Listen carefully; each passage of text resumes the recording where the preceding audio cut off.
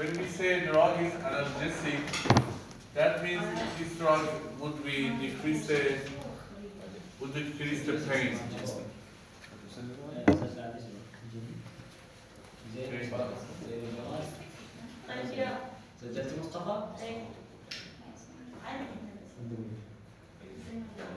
It's okay, it's okay.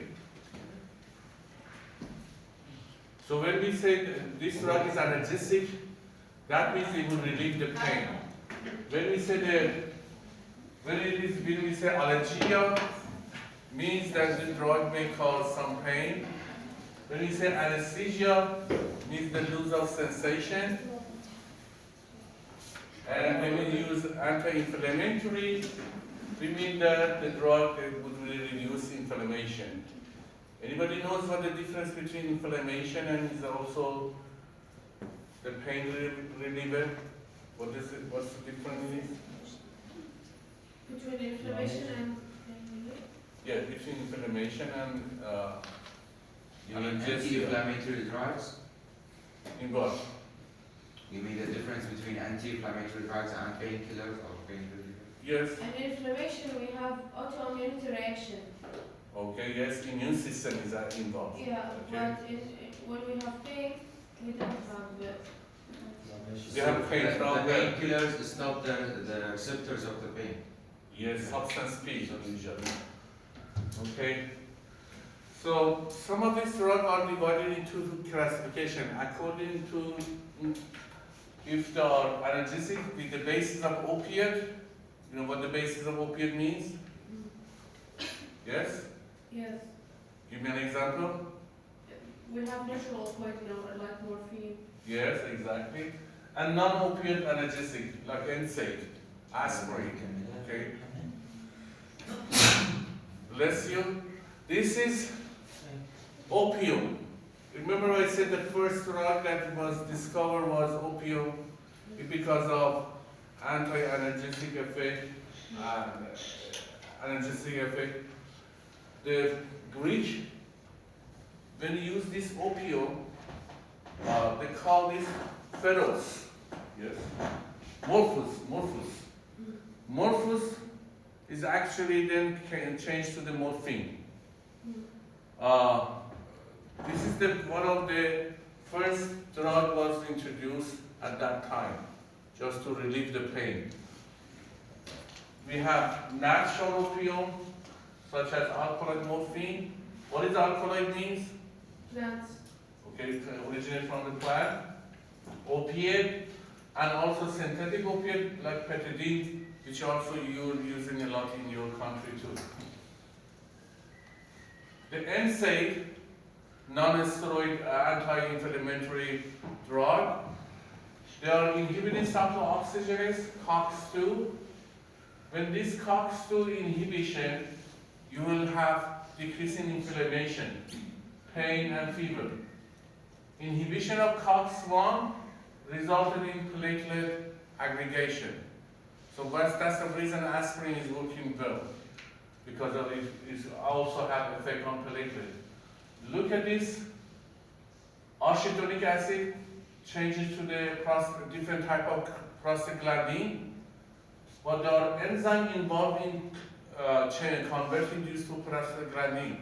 One COX-1, cyclooxygenase 1, and cyclooxygenase 2. Some drugs are selective in inhibiting these COX, some non-selective.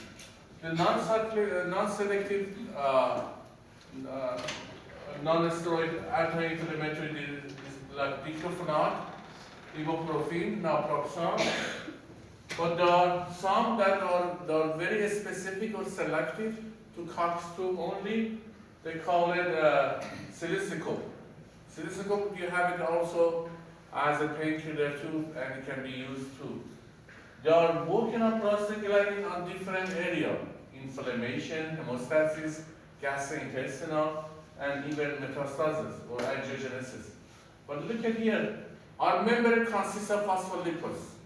Phospholipids, A2, change into arachidonic acid, but there are two enzymes responsible. One is lipooxygenase, the drug that works on leukotriene, works on lipoxygenase, and NSAIDs and all these drugs that works on COX-1 too, you can see it would inhibit the different type of prostaglandin which is responsible for the pain that we have. But the problem is, this COX-1 and COX-2, they are not only responsible for the pain, they are responsible for other function too. As you can see, COX-1 is important in production of prostaglandin 2, and this is important for gastric protection. So if I inhibit this with the NSAID, what happens? The gastric protection would be decreased. So you have peptic ulcer. That's the reason when they ask you to take the aspirin, they say, can you tolerate it? Because aspirin side effect is actually causes peptic ulcer too, because cyclooxygenase 1 is working on that part.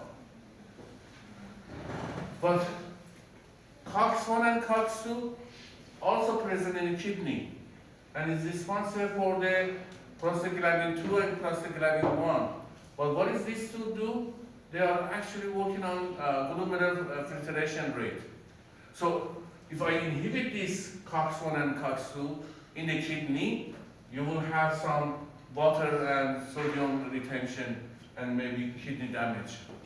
So one of the reasons that we keep saying to the everybody, not for everyday use Brufen or diclofenac, because in the long term you may have kidney damage.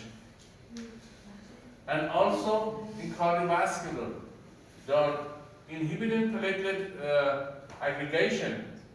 So if I inhibit with the NSAID, which aspirin is actually working on this, then I have the stroke and myocardial infarction. So for that reason, this NSAID would be used to prevent that. Doctor, excuse me. I didn't understand the difference between COX-1 and COX-2. You see, COX-1 and COX-2, most of these NSAID, the NSAID is non-steroid anti-inflammatory drugs, okay? They can work on COX-1 and COX-2, okay? They cannot differentiate it, it's non-selective.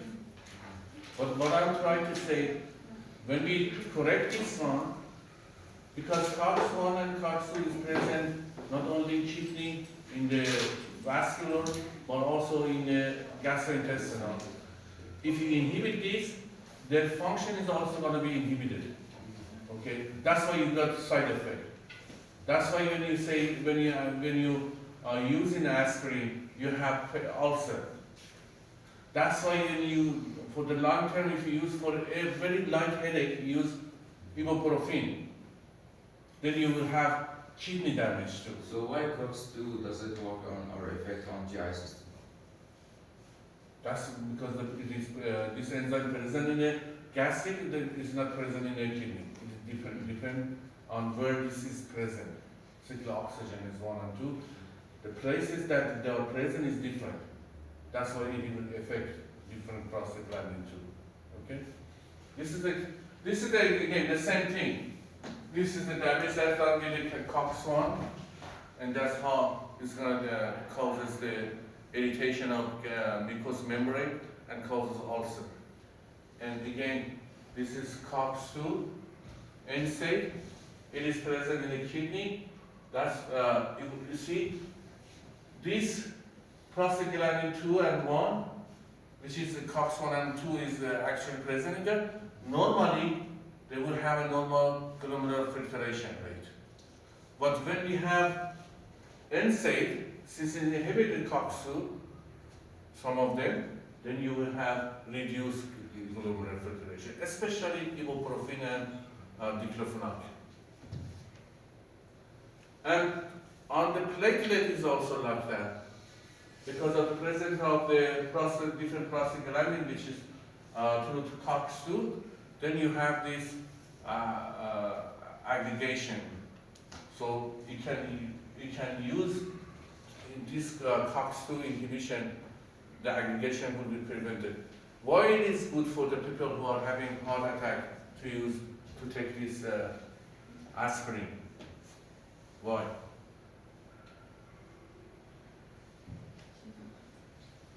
The people who have heart attack or any surgery, they will ask them to take aspirin because the clot. Okay, that's exactly the reason. You're not taking it as an anti-inflammatory now. You're taking it as an anti-platelet. Okay, because it will prevent the clotting. Okay, she's right.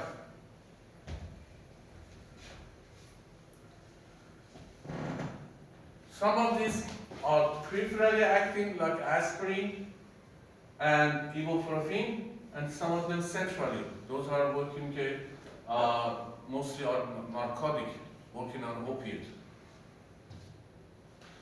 Aspirin is a drug that can be taken orally easily. It is going to be absorbed in a small intestine. Remember, aspirin, because of the molecule, is somehow you have to cover it with something because it would be destroyed by the stomach acid. So that's why we have different type of aspirin. But the main difference with the aspirin is antipyretic. What does that mean? Prevention of the Pyretic. Antipyretic, what does that mean? Pyretic? P-Y-R. Fever. Okay? Fever, decrease fever. Analgesic. What is analgesic? Relief pain. And anti-inflammatory. It has all these three functions. Whereas acetaminophen, this is something that you all make a mistake. Acetaminophen is antipyretic, analgesic, but it is not anti-inflammatory. Don't forget this. And this is sometimes the question that you usually have.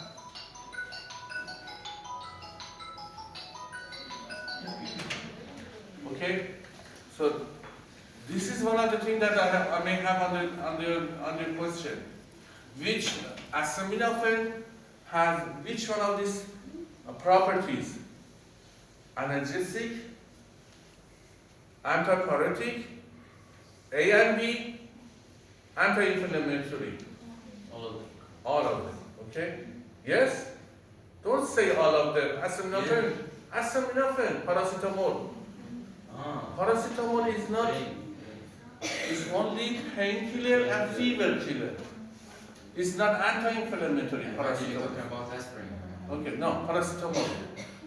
Okay, I want you to make sure to understand the differences between these two.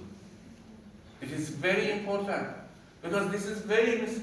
Somebody comes, I have inflammation. Take aspirin. Take paracetamol.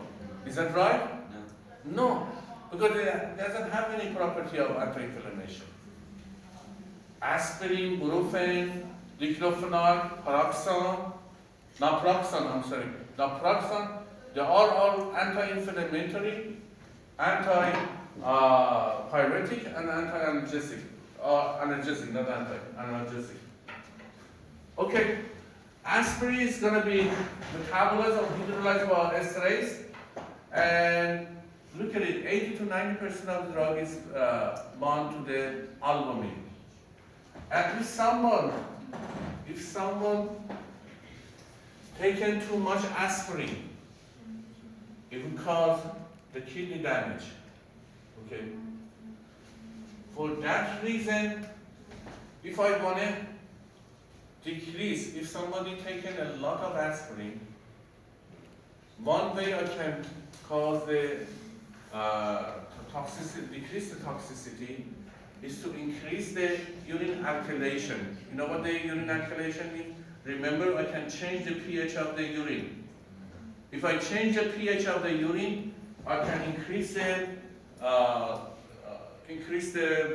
elimination of the aspirin. So if somebody had taken a lot of aspirin, I have to change the pH of the urine. By changing the pH of urine, by alkalizing the pH of the urine, then I can have an increase in elimination of the aspirin. Okay? As we said, aspirin is reversible blood cyclooxygenase, so the drug release formation of prostaglandin and thromboxane. We already seen this, so I'm not going to go over this.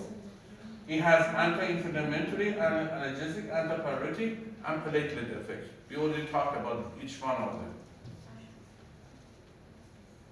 It has gastrointestinal effect. Why? Why gastrointestinal? Because cyclooxygenase is also present over there.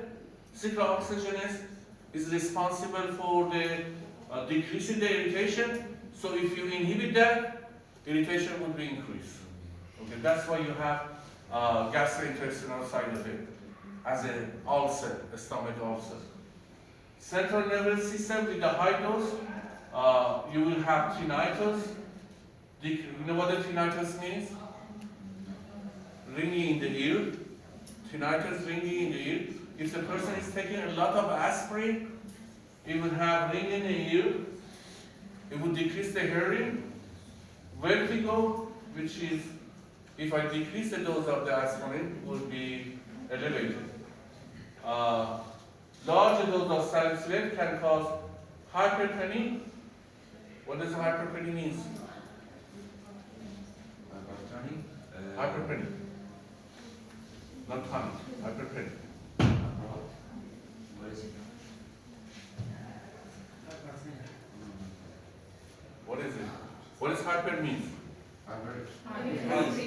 Increase, okay. Penny is mean the respiration, okay? Okay. That means your respiration is going to be increased. When this is increased, then you will have alkalosis of respiration, and then would increase the ventilation. You start to ventilate faster. And this would accumulate salicylic acid derivative, and it would cause the effect on the respiratory center. Other side effect, it may cause uric acid level a little bit high, and we already talked about the on the glomerular filtration too. Naproxen, this is another drug. When did you use this? About 2 or 3 years ago. We use this a lot. You know for what disease we use this? Naproxen? Anybody remembers? About 2 or 3 days. What epidemic we had? 2 to 3 years ago. 4 years ago. Corona, okay. What we had, what problem we had in Corona? Joint pain, muscle pain. Usually the doctor prescribes this naproxen.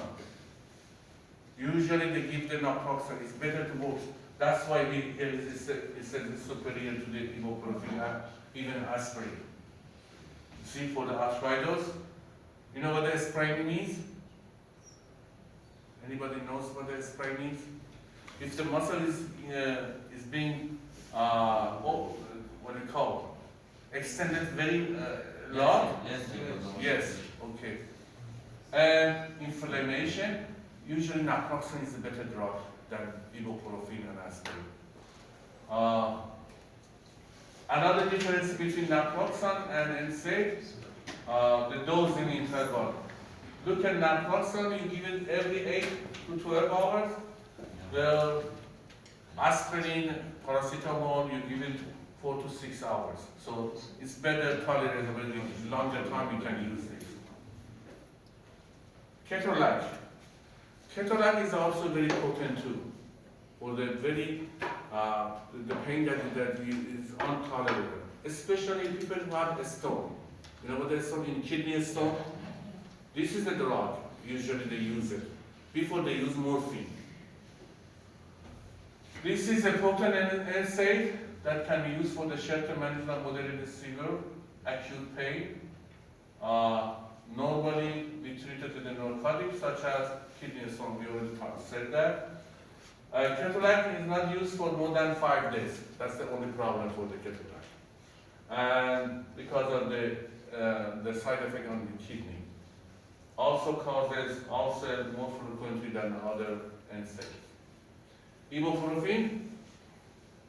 Nowadays, when you have headache, what do you do? What type of drug you are taking usually? Painkillers. Yeah, I know, but which one of the painkillers? Paracetamol, Panadol. What is inside the Panadol? Did you look at the Panadol? Is it paracetamol? Okay. It is better to use this, okay? It is better to use paracetamol than ibuprofen. Ibuprofen is a little bit stronger, but it has that kidney problem too. So it's better not to use for the very light headache or moderate headache. You should better use that ibuprofen. Unless you have inflammation with the pain, then you have to use the ibuprofen. Okay? Otherwise, what you've done it is okay for the headache. Usually better to be used paracetamol or Panadol. Okay. You have some gastrointestinal symptom. Some of you may be allergic to this because of as soon as you take aspirin or aspirin-like drug, you may have ulcer. So take it with the food. Okay. Otherwise, you will have this irritation of the gastrointestinal because of the action on the cox. 2. Protests, tinnitus. What is protests? What this means? You just said a minute ago. This terminology is going to be. This is one of the things I said. No. Remember I said the physiotherapy class last time that they had exam. The reason they make very low grade is because some of this terminology is going to be used in exam. So you should be familiar with what this means. Otherwise, you may know the reason, you may know the answer, but because you are mistaken that what this means, you may not be able to answer the question. Protosis, as I said, is a kind of rash. Okay, rash and itching a lot. Okay, this is called protosis. It's not just itching; it's more than itching. Otherwise, they would say itching. So it is more than itching. This protosis. The itching is so severe that they call it protosis. So tinnitus. What is tinnitus? Let's practice. Okay, sounds in the ear. Dizziness, headache, and flu reaction. You have less hematological effect, but you still have the effect on the kidney. So that's the problem with the ibuprofen. Should not be used more often. It's better that what you are using paracetamol. But in Iran, for light headache, they use ibuprofen, not paracetamol. Diclofenac is another drug, which is a potent cyclooxygenase inhibitor. It has anti-inflammatory, analgesic, and antipyretic property. It can be absorbed very well. The half-life is 1 to 2 hours, so you have to take it more often when you are taking diclofenac. It is accumulated in synovial fluid that would tell you that can be used for the joint pain. This potential cyclooxygenase is much greater than the naproxen. So for the anti-inflammatory action, this drug is much better than the naproxen. But the side effect, again, gastrointestinal and bleeding is very bad for the diclofenac, and also the kidney, also one of the problems. Some of these diclofenac may accumulate in the kidney and may cause kidney damage too. Mefenamic acid, this is used for the mild to moderate pain, especially during the menstrual cycle pain. Can be used for the cramping of menstrual cycle. It is one of the drugs that is more often used by the women. as the drug that have some effect on anti-inflammatory effect, but it's less than the aspirin too. Piroxicam, this is one of the drugs also is being used extensively. It is absorbed by the stomach, upper small intestine, but you have some gastrointestinal side effects, tinnitus, and also dizziness too. Piroxicam, it is also evaluated in the cream part, especially those people who have inflammation. Some of these piroxicam can be used like salicylate. We have the salicylate, cream part of salicylate. If somebody have the inflammation food, you can just use this cream and to relieve the pain, inflammation of the muscles. We already talked about the acetaminophen. One of the problems acetaminophen, we talked about acetaminophen, I think. Acetaminophen is metabolized, I'm not going to go over this, is metabolized by the liver through the glucuronation and glutathione. Okay? Normal level of acetaminophen can be destroyed by glutathione. Okay, normal level. But if somebody overdoses the glutathione, if somebody use more than what is being prescribed, like instead of 4 or 5 tablets of paracetamol, is taken more than that, it would, our liver does not have enough glutathione to destroy this acetaminophen. So what happens when you overdose? It would produce a free radicals. This free radical would destroy the hepatocellular injury, and it causes jaundice. So if a person taken too much acetaminophen, because the body does not have enough glutathione, it cannot destroy acetaminophen. The free radical of this acetaminophen would get increased. And if we do not use the drug antidote for that, it would actually damage the hepatocellular cell, okay? And will cause jaundice.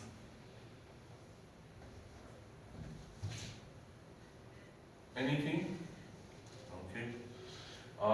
The next one.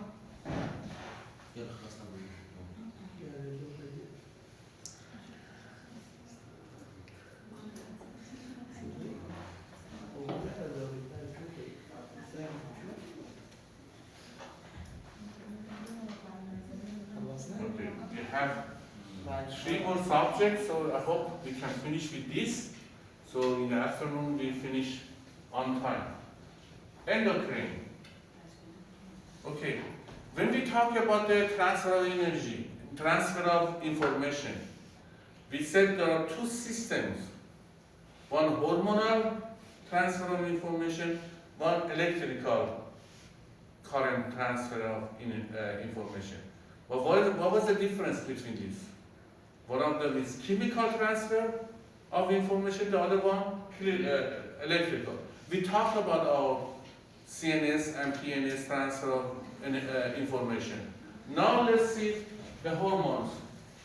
See the hormones, we have different type of hormone which is regulating this different type of hormone of our body. We will talk about what the hemostasis is. What is hemostasis? Balance. Almost meaning balance, yes. If one hormone is high, the other one is going to be decreased. And this balance is usually, if there is no diseases, we usually control this way. But if this balance is interrupted, then we have different diseases. Like in adrenal cortex, the hormone is aldosterone. If the aldosterone hormone has been changed, then you have increasing blood sodium level. In adrenal cortex, if you have cortisol, then we have increasing blood sugar. In adrenal medulla, epinephrine. What happens? When epinephrine increases, what happens to our heart? Heartbeat increase. Okay, so we have high blood sugar, fight and flight. Okay? Pancreas produces insulin, reduces blood sugar. Glucagon is a hormone in another cells of the pancreas. It would increase the blood glucose. So these two hormones is actually regulate the glucose level in our body. Thyroxine T4 and T3 stimulate metabolic rate. What does it mean, metabolic rate? Anybody knows what this means?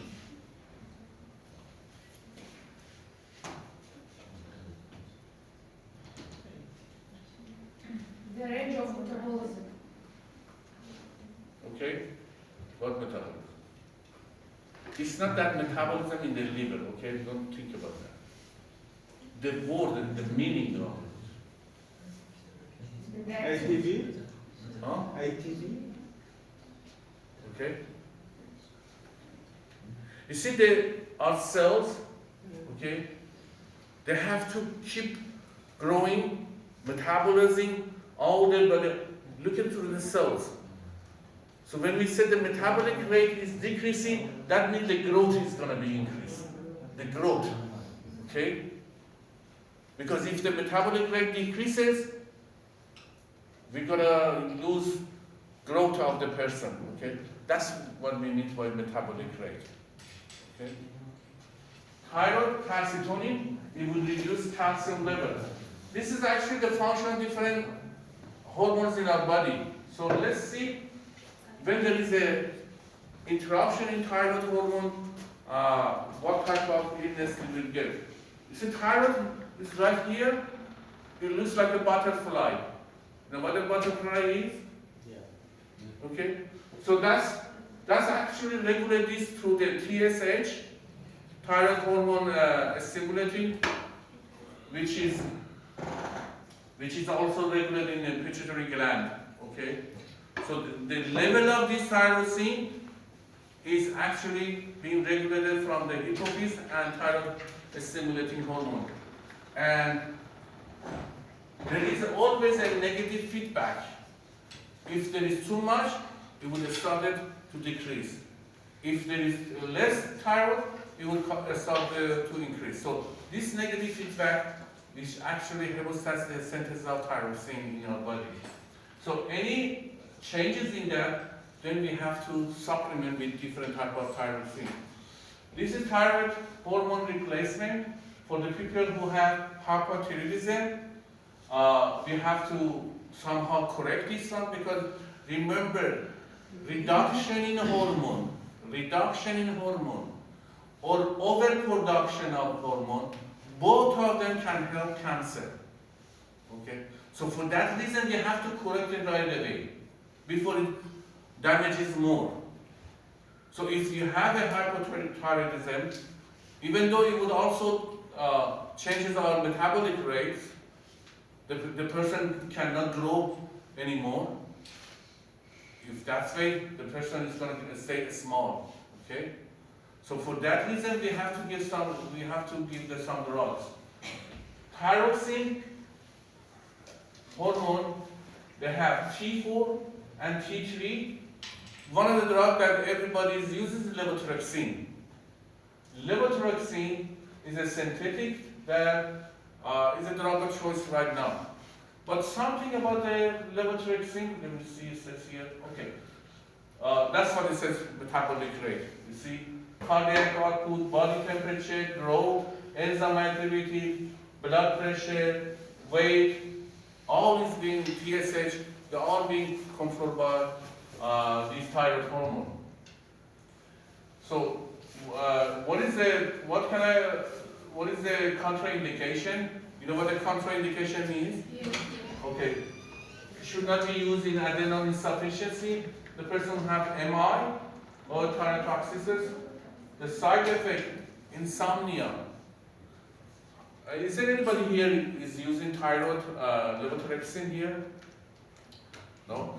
Levothyroxine, when you go to the doctor, when they prescribe the levothyroxine, there are two things that you have to watch. Let's see.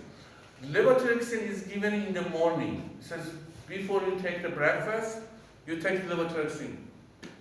Anybody know the reason that why they said? Because people usually feel better if they take the drug during the night time.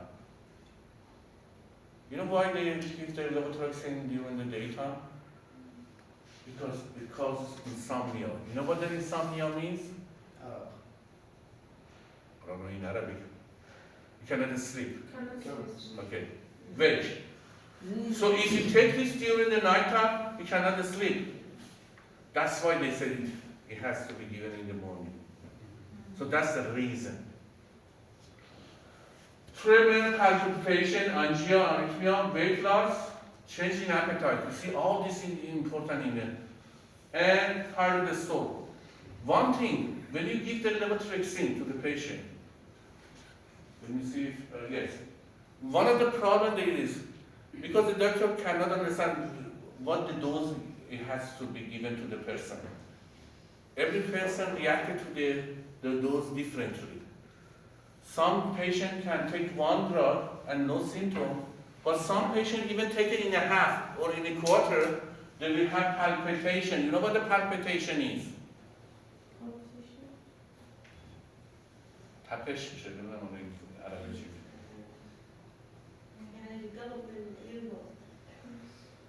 The heart is pumped just like this. It's called palpitation. It's not naps.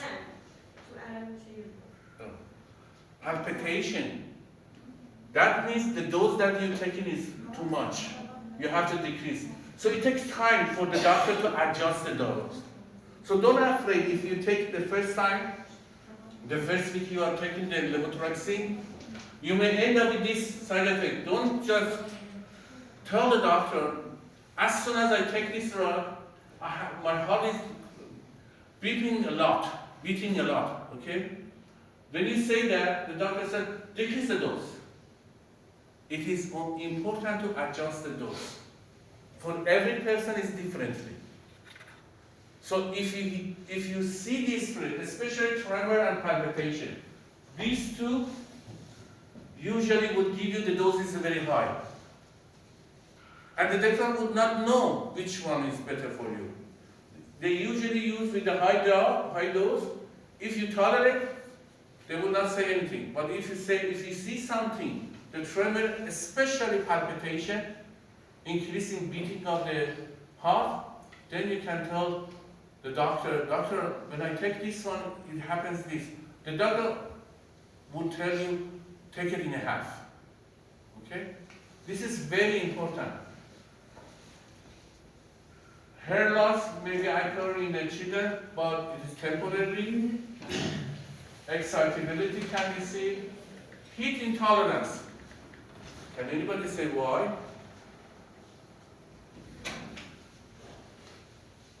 Say from your physiology or anatomy.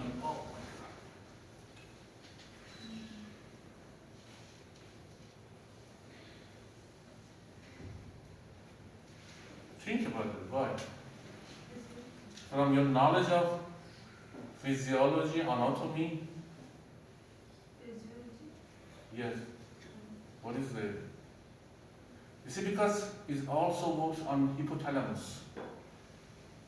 And hypothalamus is controlling the body temperature. For that reason, you usually have this problem of the heat intolerance. Says, I'm heat. And the next time say, oh, I'm cold. So this is called heat intolerance. Avoid iodine, you will talk about this one because iodine is going to be stored in the thyroid gland, and we can tell. But the thing here, treatment is not to lose weight. Don't use thyroid to lose weight because of all the side effect that it has. You are giving this to the person that having low thyroid hormone. Okay, for a person which is normal, if you give it, it would be over thyroid production. So, if you are taking this drug for losing weight, you are actually damaging other things to your body. This is levothyroxine. This is a different product that it is available.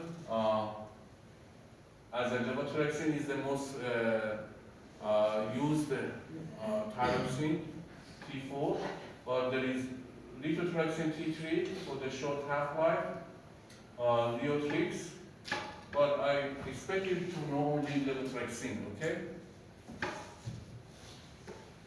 Iodine 131 is a radioisotope. It is used, it is absorbed by the thyroid gland in high concentration, destroy the hyperactive thyroid tissue. This is anti-thyroid hormone. Is used for people who have poor surgical risk. They cannot do surgical. If the patient is pregnant, because it is radioactive, we cannot use this. This is one thing you have to keep in mind. Although you are not so involved with this iodine, because it's mostly in the hospitals, but you should know the person, any secretion from the person, the waste material from the patient contains this radioactive. So it has to be, you have to do a lot of care about this person. This is what that's why this is dangerous, because it's radioactive. Person who on work should wear gloves, gowns, and the waste material should be exited cautiously. Avoid the spill. There are some side effects. Tenderness of thyroid gland, hyperthyroidism, and may interact with the lithium. Oh, we didn't talk about the lithium.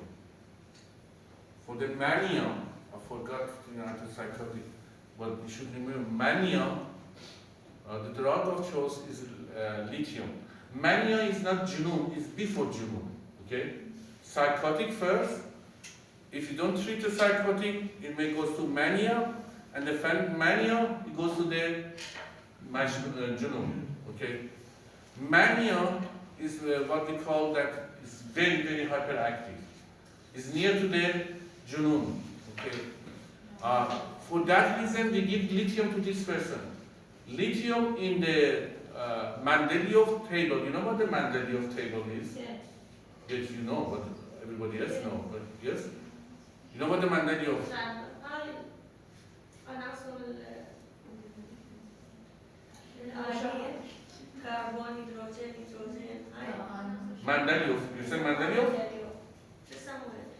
Okay. If you look at the Mendeleev table, the sodium and lithium in the same table. Okay.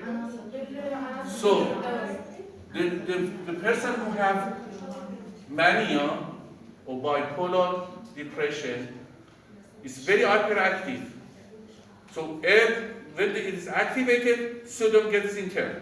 Okay. If we give the lithium to this person, instead of sodium, lithium gets into.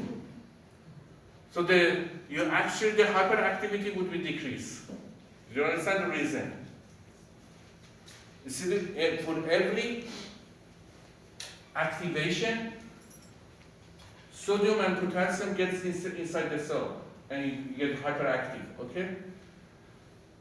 Since lithium, the size in Mendeleev, the molecule in the same place, it can be substituted instead of sodium. Instead of sodium gets into the cell to get the excitation, lithium gets in there. So when lithium gets in there, you're going to decrease the hyperactivity. This is one of the reasons this lithium works. The other reason, lithium works on second messenger. Anybody remember those second messenger?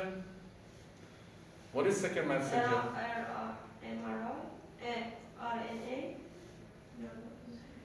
RNA? No, RNA. Before that. DNA? No. Protein. Remember we said second messenger G protein? Yes. G protein, adenine cyclase. Remember? Cyclic AMP change it to AMP. Yes? You just said yes. We had two second messenger. One G protein, adenine cyclase. The other one inositol phosphate. Inositol phosphate.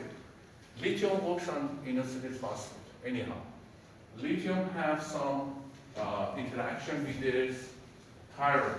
So the person may have thyroid, at the same time, the person may be the mania too. So these two drugs should not be used together.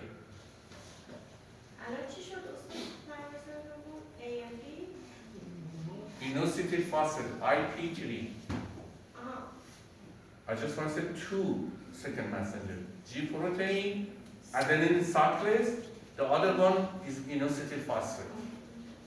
When G protein is stimulated, two enzymes may be activated. One, adenine cyclase or inositol phosphate. Lithium works on inositol phosphate.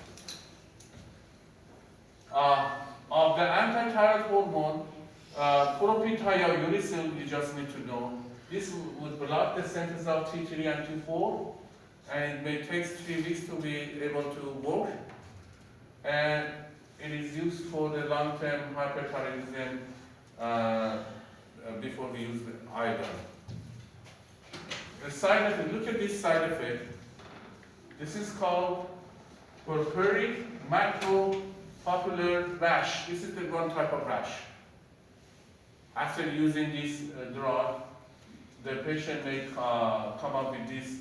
This is the most common rash that they would see when you take anti-thyroid hormone. Headache, salivary gland, loss of taste, lymph node enlargement, bone marrow suppression, and sometimes the stress also may increase this one too.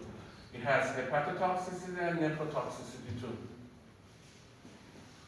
There are some drug interaction. If it is used with the warfarin, it will reduce the dose, and the digoxin may increase the dosage too. Adrenal gland, you see this, where is adrenal gland? Yes. You see that's very small one? You see how many functions it has? This adrenal medulla, adrenal cortex. In adrenal cortex you have aldosterone, cortisol. Adrenal medulla you have norepinephrine, epinephrine. And it would also stimulate masculation. What is masculation?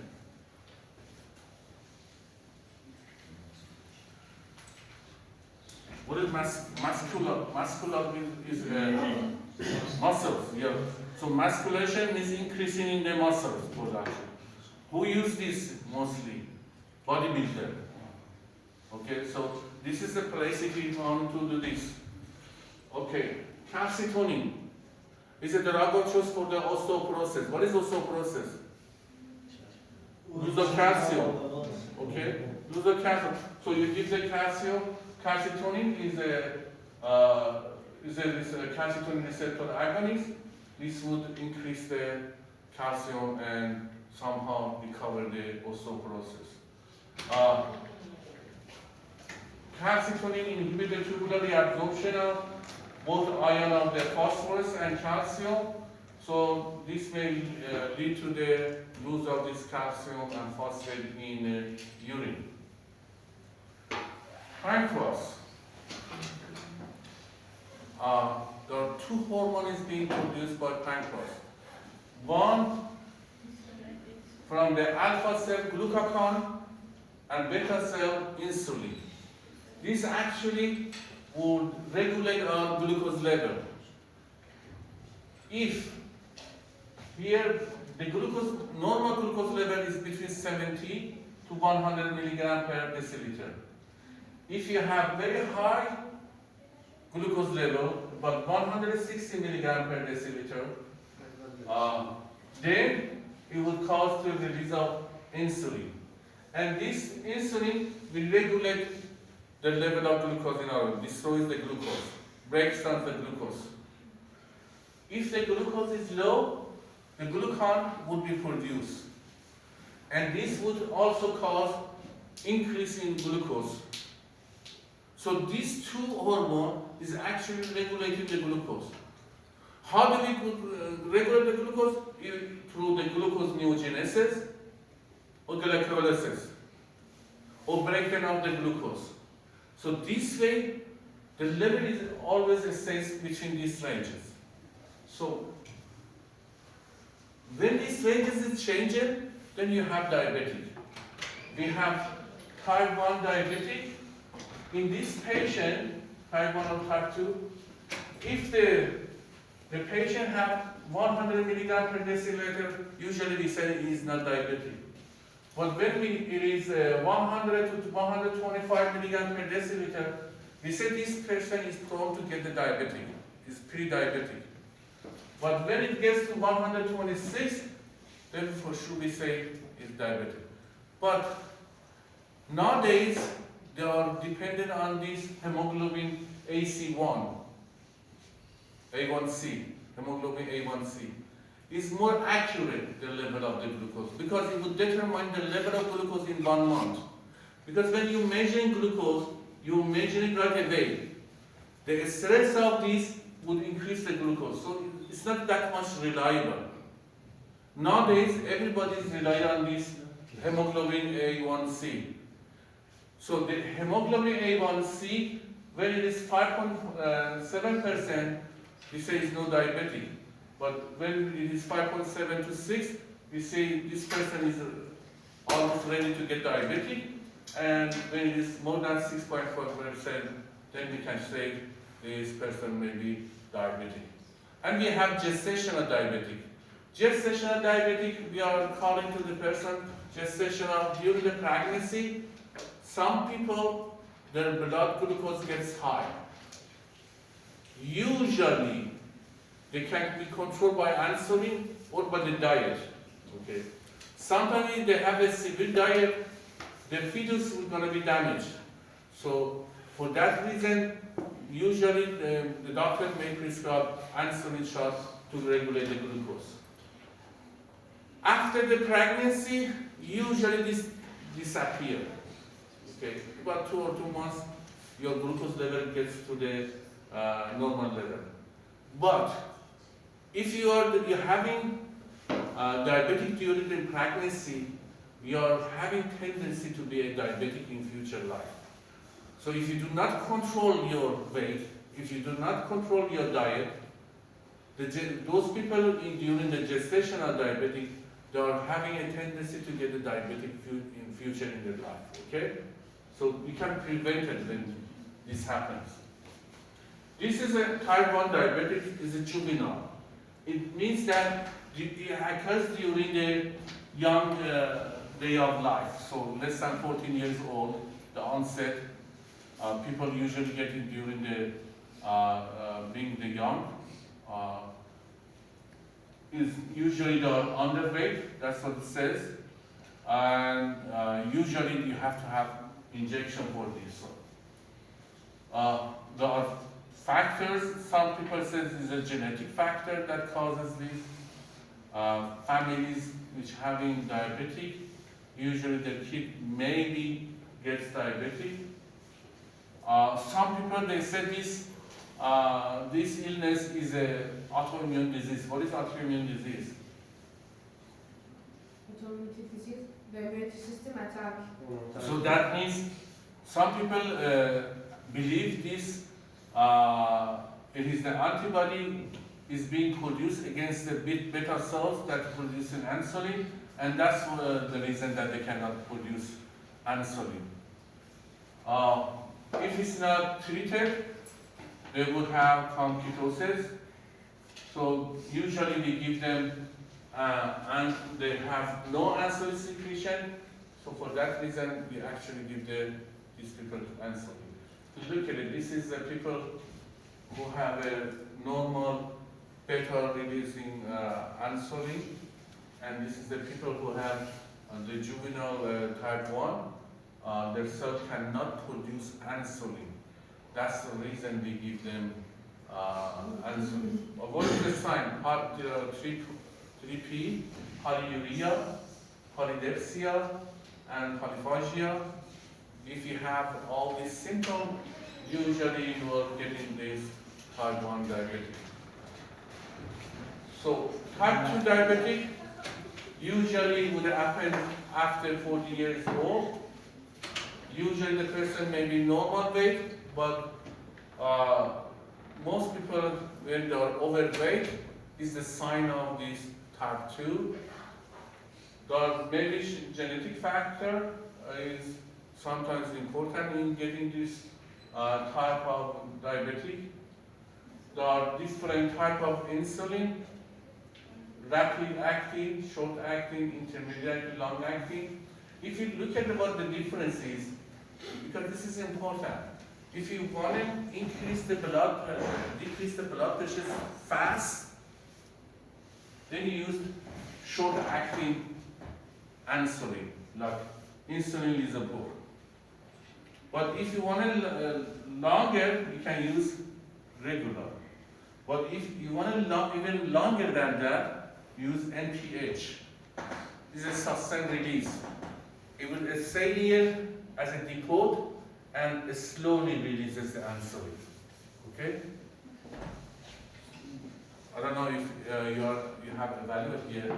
There are some insulin pump that would release. There is a pump in there during the whole day. Is actually regulating the glucose levels. This is some of them that I just want you to remember those that it is red. This is rapid acting insulin lisopro. Look at the onset of action. 15 to 30 minutes, duration is 3 to 5 hours. But if I want it longer, then I come to homolog mix. Look at it, 15 to 30 minutes, duration 11 to 22 hours. So I can change this one. It depends on the person that the glucose level, how much it is, then I can change it for the whole day. Obviously, I use this to what? To decrease the glucose. If I use too much insulin, what happens? Hypoglycemia. Why hypoglycemia is dangerous? Anybody knows? Why we ask the patient, the diabetic patient, when they are asleep, we tell them to take sugar cane or sugar or any type of candy, carry with themselves. Why? Because of this hypoglycemia. But why we do that? If this hypoglycemic is very hard, he or she goes through hypoglycemic shock. Lead to coma. Oh, exactly. Who said that? It goes to the coma. So what happened? Why it goes to the coma? Because the glucose level, when it gets high, the brain cell is very sensitive to the glucose level. So if the glucose level gets down, very much down, the cells, brain cells die. So if somebody is very hypoglycemic and the brain damage is happened, usually this nerve cell is not reproducing. Even though if you corrected the glucose, they may have some problem. Okay? Hypokalemia and some insulin may induce some immunological complication. These are other side effects of hypoglycemia: swelling, shaky, headache, as one of your friends says, coma, your classmate said coma, seizure, convulsion is also happening. That's why they say insulin shock or hypoglycemic shock. Okay, this one, you carry it for yourself. But if it is very severe, you have to go to the hospital, they inject it with the glucagon. What does the glucagon do? Increases blood glucose. If the patient is very hypoglycemic, then you have to inject it with the glucagon. It is in emergency cases that you should give to the patient this injection of the some other thing that you will have to care, hypokalemia. Some of these insulin producers may shift the potassium from extracellular to intercellular. Therefore, we have hypokalemia. If you do not treat the hypokalemia, it will cause respiratory paralysis, ventricular arrhythmia, and death. So we have to do it, correct it very fast. So we monitor potassium. What type of food I can give to correct this very fast? What type of fruit have very high content of potassium? So, Potassium. Fruit. What type? You should know, your mother, you should know. Banana. Banana contain high potassium. If somebody have heart problem, diabetic problem, immediately give them banana. This is type 2. This is what happened to us. Since we like chocolate, from the coming to this world, we usually give this chocolate because the child usually doesn't like the what we call the candies. But the mother usually likes chocolate herself. They give it to the child too. Okay. And we get an excuse to get the chocolate to the child because they can take it too. But as soon as they take this one, everything would change. The blood pressure, the obesity, fatty, polyuria, polydipsia, and unfortunately your blood sugar gets higher. Then these people, there are several reasons. If we do not correct this one, the obesity, dyslipidemia, hypertension, all these problems would be occur. But the thing you have to keep in mind, the difference between juvenile type 1 and type 2 is type 1 cannot produce any insulin, the cells. But type 2, they can produce some insulin. So I can stimulate the cells to produce more insulin. So the strategy is different. So that's why we use the drug to correct this one. Type 1, usually insulin, but type 2, before we give the drug, we have to change our lifestyle. Change our dietary. Instead of going to fast food,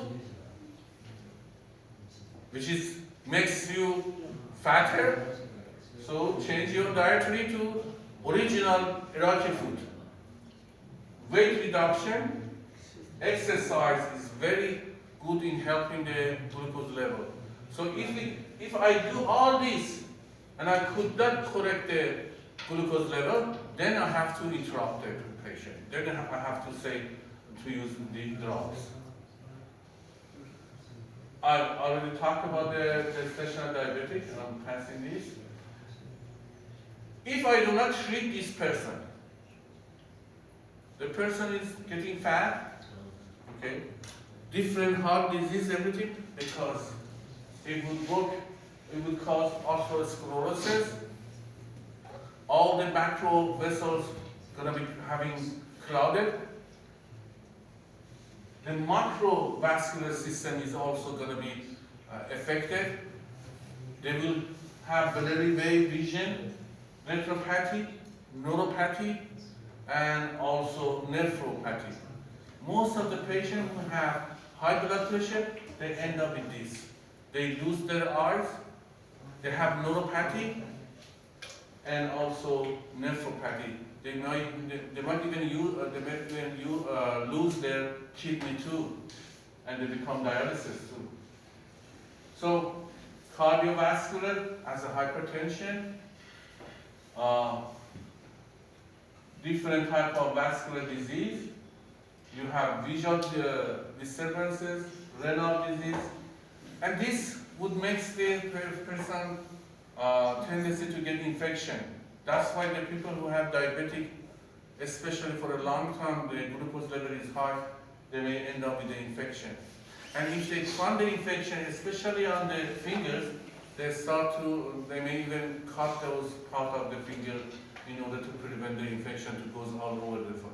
So it's better to control this glucose level. One of the main drugs, the oldest one, is sulfonylurea.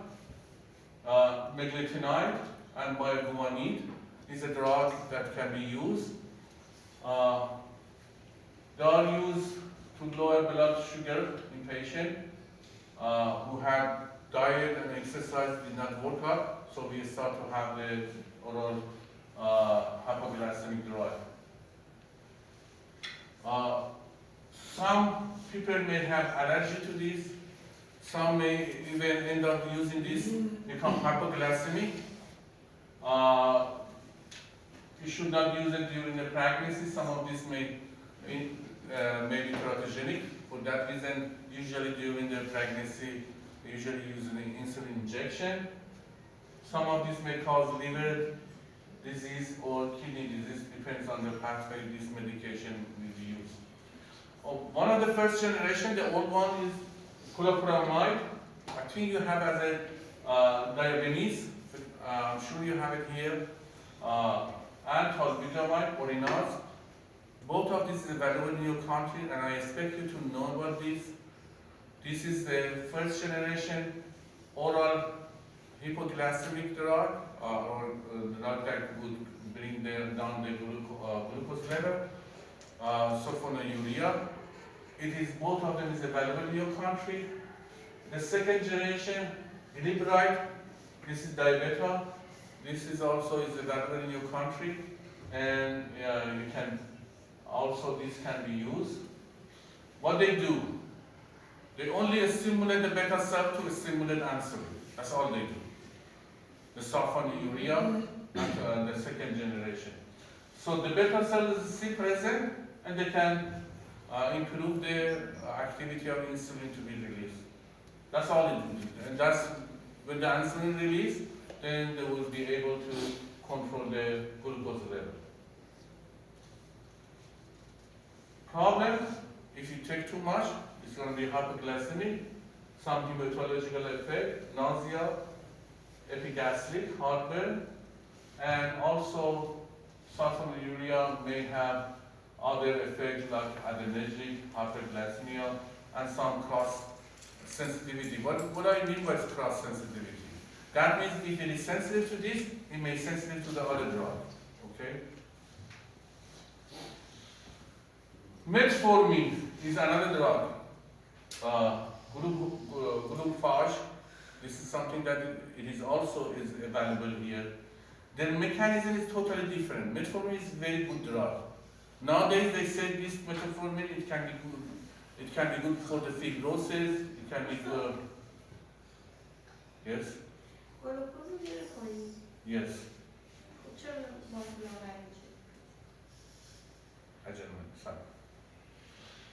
Bioguanide decreases the production of glucose. I will tell you. Increases. Look at here. The question that she's asked. This is nothing to do with the beta cells. Okay. Increase uptake of glucose by tissue. That's the reason. Did you get the answer? You take the food, you take this metformin.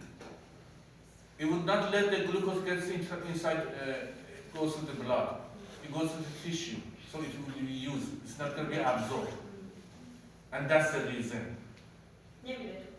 No. Did you understand why? Sulfonylurea, it would stimulate beta cells to release insulin. This is nothing to do with the insulin. This is only when you take the food, it would not let the glucose to be absorbed by the blood. It would go to the tissue and then excreted. That's what it says. You see? Does not increase insulin secretion from the pancreas. Therefore, it doesn't cause hypoglycemia. Because it's nothing to do with the glucose. Primary use, primary effect, abdominal bloating. You know what the bloating means? Bloating. Gas formation in the intestine or in the stomach. Nausea, cramping, diarrhea, feeling of fullness. You know what this means? What is feeling of fullness means? Can you guess? Feels he is full. He can't eat. Exactly. Feeling of fullness. It's not full. You think it is full. That's one of the reasons it is also good for the losing weight.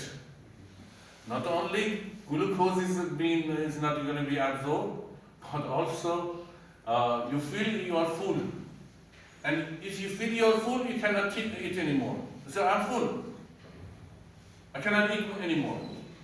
So that's maybe one of the other reasons that it can be used for losing the weight. Metabolic test, it would reduce beta 12 level. Lactic acid sources is rare, but if it happens, it may be lethal, but again, it's not hypoglycemic. Acrobose of this, I only want you to remember this. Acrobose is alpha glucoside inhibitor. Let me show you how this works. This is also almost the same as metformin, but in different way. This alpha glucosidase inhibitor. Alpha glucosidase would actually cause decreases in glucose digestion. So the blood glucose level decreases. Again, it looks like a different, same as metformin, but different mechanism through this alpha glucosidase inhibitor. Okay? Flatulence, diarrhea, abdominal pain. Indication, it can be used for the both type of diabetic, and the dose should be customized with the person, may be different dose in different person, the regime of the drug may be different. This is various side of this type 2 hyperglycemic if it's not being controlled. See what kind of adverse effect would have and what drug is actually causes this different adverse effect or function of this drug.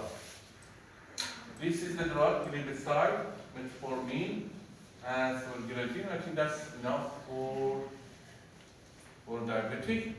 The last one. What time is it? No, we have 5 minutes. I can finish in 10 minutes. Go to the corticosteroid.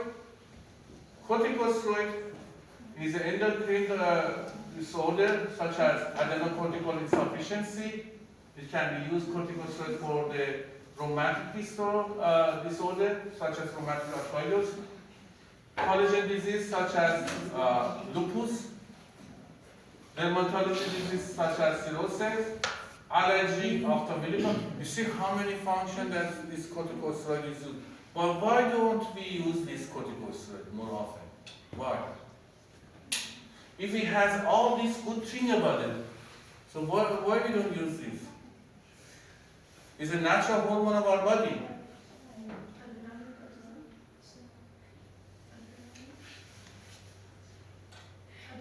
Because of the side effect. Remember, corticosteroid is osteoporosis, hyperglycemia. Remember? So this problem is one of the main reasons that you do not use this. And sometimes when you use corticosteroid, may cover the patient illness. Like coughing, if you do a lot of coughing, if you, in the beginning of the coughing they give you corticosteroid, the patient may have tuberculosis. Because you give him the corticosteroid, it would cause the secondary phase of the infection. Actually, giving the corticosteroid would actually goes to the secondary phase of the infection. So for this reason, it has to be a last minute work when we do this corticosteroid. It is used as mineral corticoid, like aldosterone, to maintain the electrolyte in our body. Glucocorticoid, such as cortisone, hydrocortisone, and prednisolone. They are anti-inflammatory, anti-allergic, and immunosuppressive. And it will regulate hydrocarbon, carbohydrate, fat, and protein. But we have to assess the patient when we give this drug, because It would cause us hyperglycemia. It would cause us infection. Why?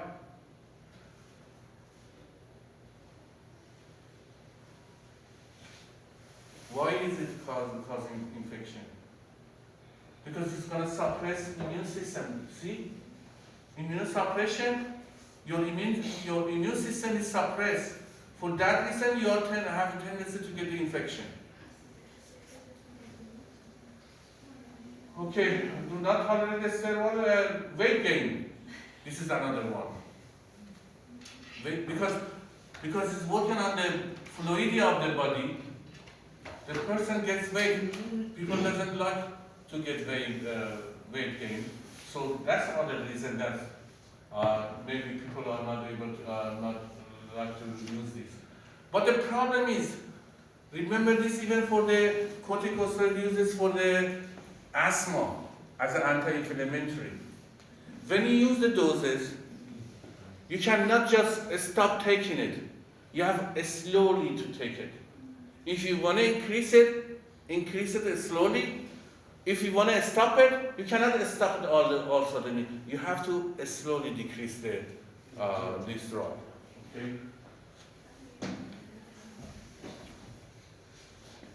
If you use this corticosteroid for a long time, more than 3 to 4 months, somewhere it says here, you get the stomach ulcer.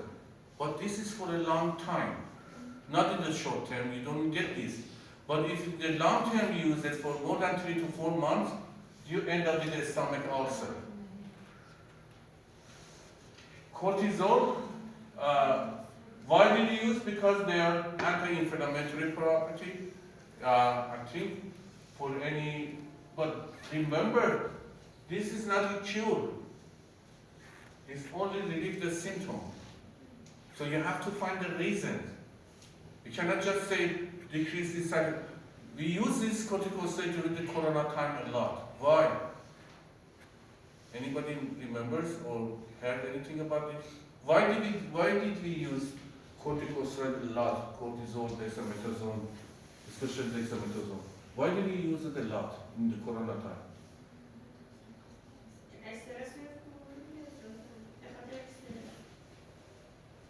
Almost, but not.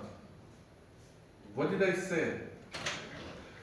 What was the problem in corona?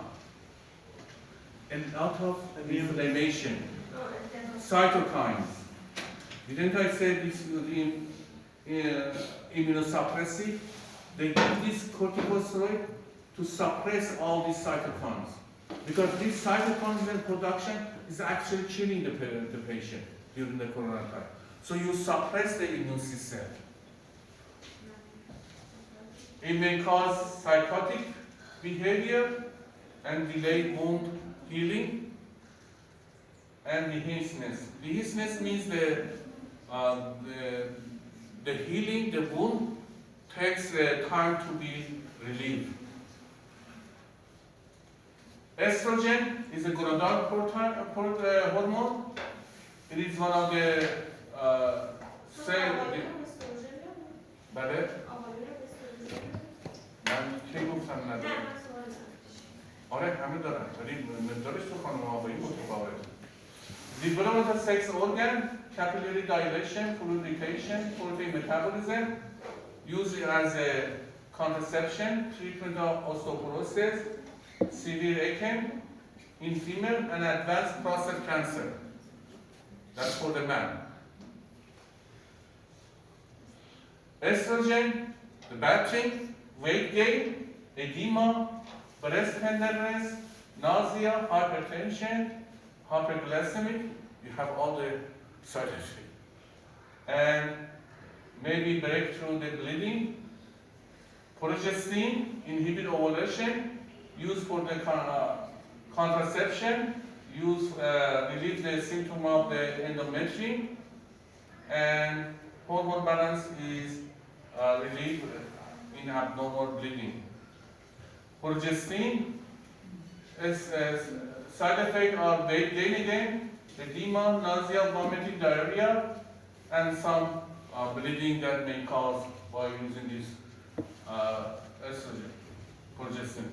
testosterone, restoration of the hormonal balancing and then of androgen deficiency, reduce discomfort associated with the breast cancer, side effect, gastric irritation, and electrolyte imbalances, and masculation. You know what the masculation, we already said about the masculation, muscle making for the bodybuilder. This is one thing that unfortunately some people they use it, but look at the side effect, hepatotoxicity and hypercalcemia. We already talked about the spironolactone, so I'm not going to go over these. I think I'm almost finished, yes.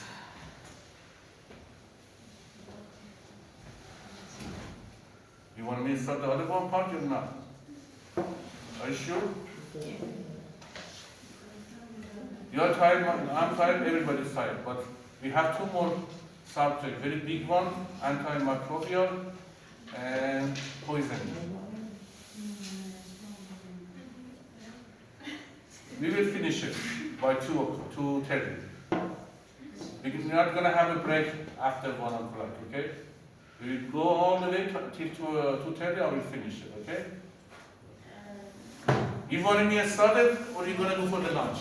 We're gonna go for the lunch. So, get up. I'm so very. What are you waiting for? You don't learn to be tired because you want to stay in the class.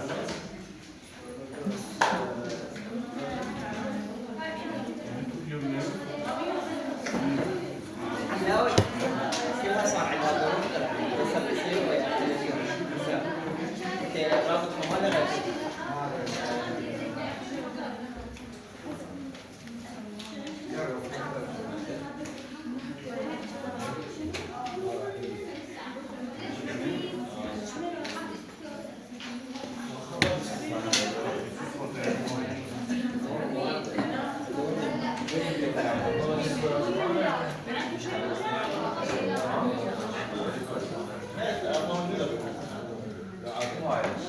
Your name is going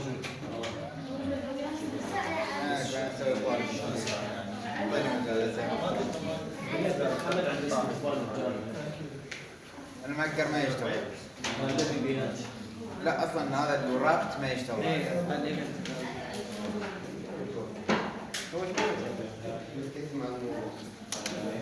اشتراك الشهر صار ليش تشتغل صار؟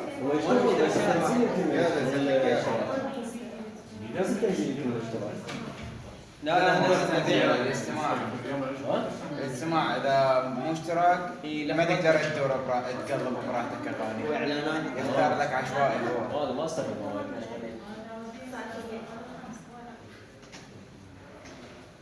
كم دقيقة استماعتك ولا نشوف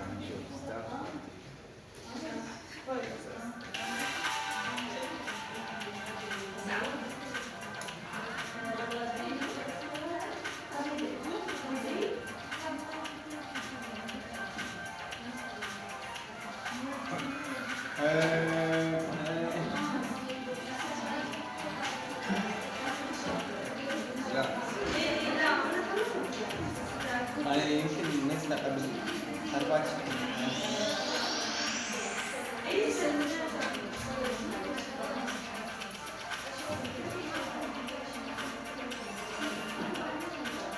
ألف؟ لا واحد ما معروف يستمعي له بس الفول يستمعي له انت اكثر واحد ما مشهور عندك 179,000. تعالى اختبار مع الجهاز.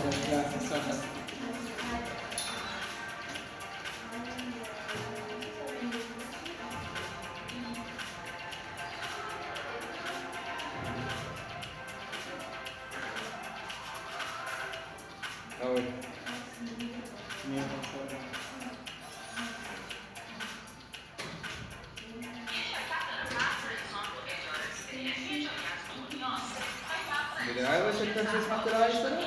هي تطلع لوحدها. ما يصير